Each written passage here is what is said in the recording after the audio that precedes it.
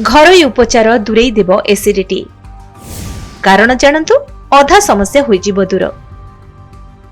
खाई सारिबा परे पेट फुलिला परि लागुछि कि खटा ततला हाकुटी आसुछि कि ना खाइबा परे पेटरे जंत्रणा हेउछि। जदि एपरि हेउथाय ताहले जानि नियंतु एहा गैस बा एसिडिटी समस्या। आजिका दिन रे घरे घरे लोकंकर गैस समस्या।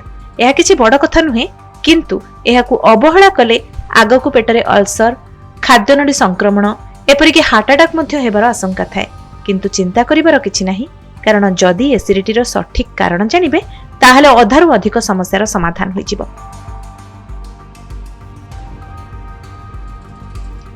जेबे आमे किछि खाऊ आम पेटरे हाइड्रोक्लोरिक नामक एसिड सृष्टि हुए, जहा खाद्यर पाचन क्रिया रे सहाय्य करे।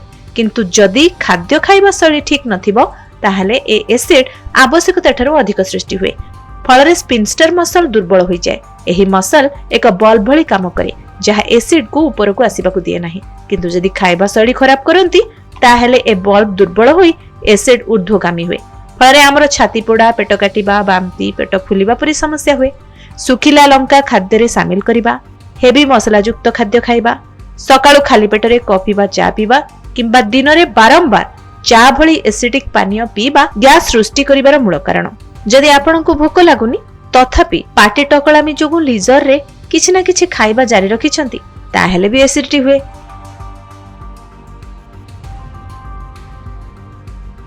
किछि घरोई उपचार रे एसिडिटी समस्या सबदिन पय चली जिवो।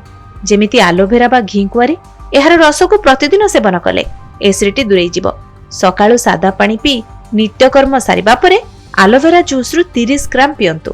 किछि मास एहाकु लगातार सेवन कले एसिडिटी समस्या सबुदिन पय दूरेई जिवो। हां, एसिडिटी रु तुरंत आराम पाइबा को चाहुथिले पूरा ठंडा क्षीर को पीले भी तुरंत गैस समस्या रु मुक्ति मिले।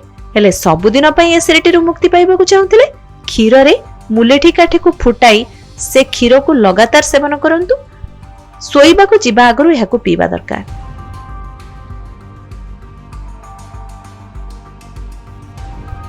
एहा सह सबुटार गुरुत्वपूर्ण कथा हेउची खाइबार तरीका ठीक रखिबा दरकार।